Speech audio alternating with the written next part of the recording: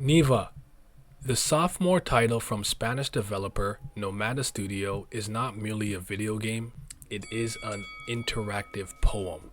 Following their acclaimed debut, Gris, Nomada Studio has crafted an experience that is at once haunting meditation on loss and a vibrant celebration of companionship, distinguished by its stunning aesthetic, evocative score, and emotionally resonant character dynamic.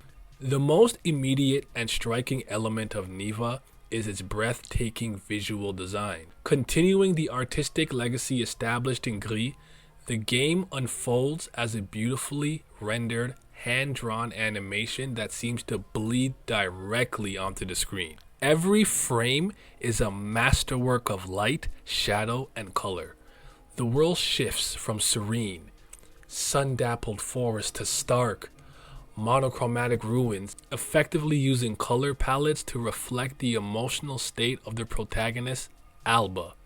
This commitment to visual artistry elevates the game beyond simple entertainment. It creates an ethereal, emotionally charged atmosphere where the environment itself feels like a character, reflecting the fragility and resilience of life. This visual feast is perfectly complemented by a score that acts as the game's emotional anchor. The music is not simply background noise, but a crucial partner to the moment-to-moment gameplay.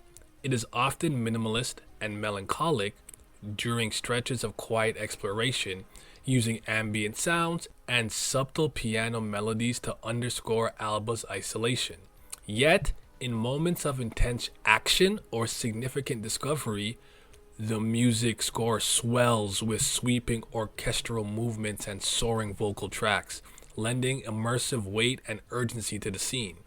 This dynamic interplay ensures that every leap, every combat sequence, and every silent moment of contemplation is imbued with maximum emotional impact, guiding the player's feeling as effectively as the visuals guide their eye. While Neva retains the characteristic elegance and platforming focus of Gris, it introduces a simple yet profoundly effective core mechanic that innovates upon its predecessor: the inclusion of Alba's wolf cub companion, Neva. Where Gris was a purely solo journey focused on platforming and puzzle solving, Neva integrates the companion into the gameplay loop. The controls remain clean and accessible, but the complexity is found in the dual character interaction, particularly in combat. The previous game had no fighting whatsoever. Alba must rely on Neva's growing abilities for assistance, creating a sense of shared responsibility and growth that is both mechanically satisfying and thematically rich. This shift from a solitary experience to one of codependence is a significant and powerful evolution for the studio. I also very much enjoyed the chase scenes where you must run from something extremely dangerous, and I found that some of the gimmicks for the platforming puzzle solving to be pretty ingenious. For example, the reflection parts in Winter, where you had like a mirror and you had to platform a certain way where you couldn't really see one side of where you were going. I thought that was pretty dope, all things considered. And in addition to that, I thought the boss fights were fun, even though they were very simple in nature. At the heart of the game is the evolving relationship between the human protagonist Alba and the magical, growing spirit wolf cub Neva. The narrative begins with a vulnerable connection as Alba takes on the role of protector and caregiver. As the game progresses, Neva physically matures and spiritually strengthens, leading to a profound role reversal. This journey is a delicate exploration of grief, responsibility, and mutual healing. Their bond is expressed not through dialogue, but through subtle animations, shared mechanics, and the quiet moments of rest between challenges. By the final act, the player witnesses a true partnership, symbolizing that even in the face of a collapsing world, the profound connection between two souls can become an unbreakable source of strength.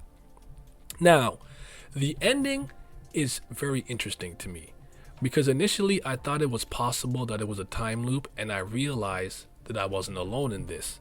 Until I was going through my footage and going through my screenshots, I noticed the scar on the wolf's eye at the beginning and ending of the game, and I would argue the consensus amongst interpretations suggests that the game's narrative structure is not a time loop, but rather a use of foreshadowing and an extended flashback. The game essentially opens with a shortened version of the final scene, which I thought was pretty brilliant.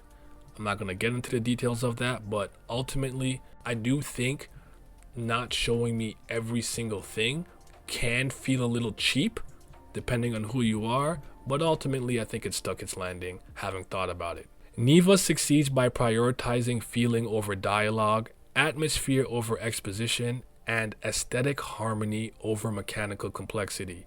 It stands as a powerful testament to the beauty of a minimalist design philosophy, leaving the player with an experience that is both visually unforgettable and deeply spiritually moving. And it's not long.